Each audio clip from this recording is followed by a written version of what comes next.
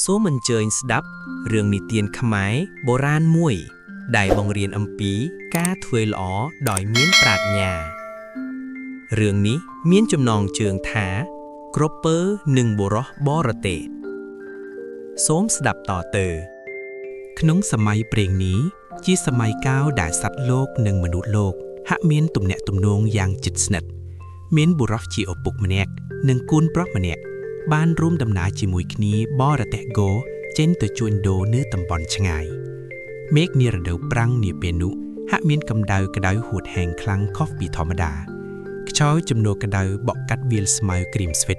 បង្កជាភ្លើងព្រៃឆាបឆេះយ៉ាងសន្ធៅពាសពេញព្រៃព្រឹក្សានៅកណ្ដាលផ្លូវដីហួយសំប៉ោង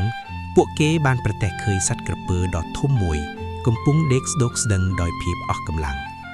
ខ្លួនប្រាណរបស់វាដែលធ្លាប់តែមាំមួនប្រែជាស្គមរៀងរៃរហូតឃើញឆ្អឹងជំនីចំណែកឯជើងទាំង4របស់វាវិញដែលត្រូវបានភ្លើងព្រៃរលរលាកខ្លោចរហូតវាទៅណាមិនរួចឡើយសត្វក្រពើនោះដកដង្ហើមថប់រងចាំតែសេចក្តីស្លាប់មុខដល់នៅចំពោះមុខតែប៉ុណ្ណោះកាលបើបានឃើញសភាពគួរឲ្យវេទនាបែបនេះបុរសជាឪពុកក៏ការចិត្តអាសូរនេតាជាពន់ពេកទោះបីជាកូនប្រុសហាក់មានការរារែកចិត្តដោយខ្លាចគ្រោះថ្នាក់ក៏ដោយគាត់បាននិយាយទៅកាន់កូនថាសត្វលោកគ្រប់រូបតែងស្រឡាញ់ជីវិតយើងមិនអាចបោះបង់វាឲ្យស្លាប់ក្នុងសមុទ្រភ្លើងនេះបានឡើយបុរសនោះក៏សម្រេចចិត្តកាប់មែកឈើមកធ្វើជាអំរួចយកខ្សែយ៉ាងមាំមកចងអំខ្លួនក្រពើនោះឲ្យជាប់យ៉ាងណែនដើម្បីកុំឲ្យវាធាក់ឬរង្គើខ្លាំងនៅពេលដាក់លើរទេះពួកគេទាំងពីរនាក់បានរួមគ្នាយ៉ាងលំបាកដើម្បីលើកសត្វក្រពើដ៏ធ្ងន់នោះដាក់លើរទេះរួចក៏បន្តដំណើរបរទេះឆ្ពោះទៅរកប្រភពទឹកដែលនៅជិតបំផុតដើម្បីសង្គ្រោះជីវិតសត្វដែលកំពុងរងទុក្ខមួយនេះឲ្យមានជីវិតរស់រានឡើងវិញលុះធ្វើដំណើរអស់រយៈពេលយ៉ាងយូរពួកគេក៏បានមកដល់បឹងដ៏ធំមួយដែលមានថ្លឹកថ្លាយំនិងមានម្លប់ឈើត្រឈឹងត្រឈៃបុរសជាឪពុកបានជួយរុនក្រពើនោះចុះទៅក្នុងទឹករួចស្រាយចំណងចេញពីខ្លួនវាដោយភាពរីករាយគ្រាន់តែបានប៉ះនឹងទឹកត្រជាក់ស្រេបក្រពើក៏ចាប់ផ្ដើមផឹកទឹកនិងអកភុកយ៉ាងឆ្អែតឆន់រហូតកម្លាំងរបស់វាចាប់ផ្ដើមត្រឡប់មកវិញជាលំដាប់ប៉ុន្តែភ្លាមនោះធម្មជាតិពិតនៃសត្វទេរឆានក៏បានលេចឡើងក្រពើនោះបែរជាមានចិត្តអកតញ្ញូចង់ខំស៊ីបរោះដែលជាអ្នកមានគុណសង្គ្រោះជីវិតខ្លួនទៅវិញវានិយាយទាំងក្រអឺតក្រទុំថាយើងឃ្លានណាស់ហើយយើងនឹងស៊ីអ្នកឯងដើម្បីធ្វើជាអាហារបំពន់កម្លាំងនាពេលនេះបុរសនោះស្រឡាំងកាំងហើយពោលតបវិញថាប្រាស្ដែងកុំធ្វើបែបនេះអញទៅតែមានគុណជួយសង្គ្រោះជីវិតឯងពីសេចក្តីស្លាប់ទេតា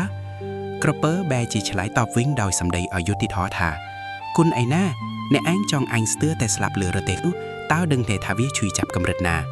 នេះគឺជាការធ្វើទារុណកម្មយ៉ាងធ្ងន់ធ្ងរមិនមែនជាការជួយឡើយ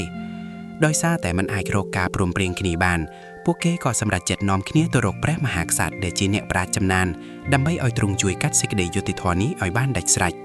នៅចំពោះព្រះភ័ក្ត្រព្រះមហាក្សត្រដ៏មានមហិទ្ធិឫទ្ធិក្រពើបានក្រាបបង្គំទូលភូតផលថាខ្លួនកំពុងដេកស្ងៀមស្រាប់តែបុរសនេះមកចាប់ចងធ្វើបាបវាចំណែកឯបុរសជាឪពុកវិញបានរៀបរាប់តាមដំណើររឿងពិតទាំងអស់និងបានឲ្យទ្រង់តតមើលស្នាមរលាកនៅលើជើងទាំង4របស់ក្រពើជាភស្តុតាងព្រះមហាក្សត្រទ្រង់ឆ្វេងយល់យ៉ាងច្បាស់អំពីល្បិចកលរបស់ក្រពើអកតញ្ញូដែលមិនដឹងគុណគេនេះទ្រង់ក៏មានព្រះបន្ទូលថា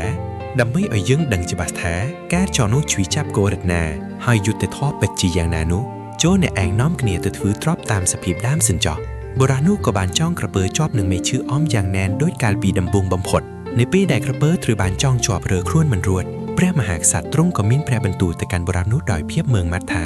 ឥឡូវនេះអ្នកចូលនាំវាទៅផ្ទះវិញចោះហើយថ្ងៃក្រោយចូលចងចាំទុកជាមេរៀនថាកុំធ្វើគុណនឹងសត្វទេរឆានដែលមិនស្គាល់ខុសត្រូវកុំទុកចិត្តសត្វមានចង្កូមនិងមានពីអុយសោះព្រោះវាអាចនឹងវិលមកបង្កគ្រោះថ្នាក់ដល់យើងវិញជោគទេល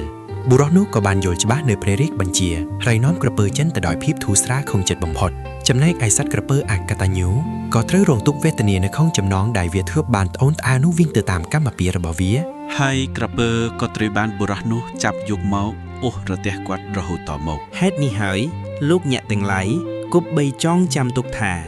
ការធ្វើគុណត្រូវធ្វើដោយប្រាជ្ញាគុំអាណិតឥតព្រំដែនព្រោះសិទ្ធមានចង្គមមានពេះមិនគួរទុកចិត្តឡើយបើអ្នកចូលចិត្តរឿងនេះចុច like និង subscribe ដើម្បីមើលរឿងបន្តសូមអរគុណ